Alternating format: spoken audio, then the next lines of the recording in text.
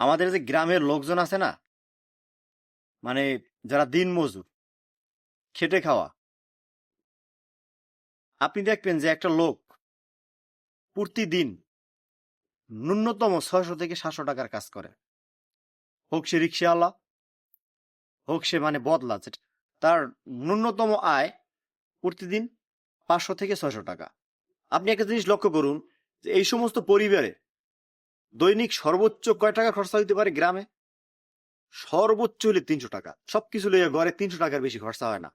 ধরুন আরো 100 টাকা ব্যয় হইলো, যেমন মাসে 1000-1500 টাকা তার বাচ্চার প্রাইভেটের খরচা বা লেখাপড়ার জন্য, পার ডে 100 টাকা, মাসে আরো 3000 টাকা তার খরচা।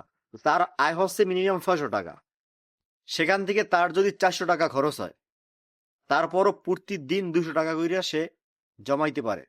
আপনি দেখেন, তারপরও ওই পরিবারগুলো দেনা এবং বড় ধরনের দেনা থাকে, মানে যেটাকে ঋণ, বড় ধরনের ঋণ থাকে।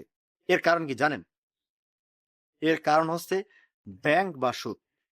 সুদ ইসলামে আল্লাহ তাআলা হারাম করছেন। সুদের 36টা পাপ। 36টা পাপের সর্বনিম্ন যেই পাপটা, সেটা হচ্ছে মায়ের সাথে জেনা করা। নাউজুবিল্লাহ। তো আল্লাহ সুদকে এইভাবে হারাম করছে। তো আসুন আমরা এই সুদ থেকে নিজে সরি এবং অন্যকে সরতে দেই।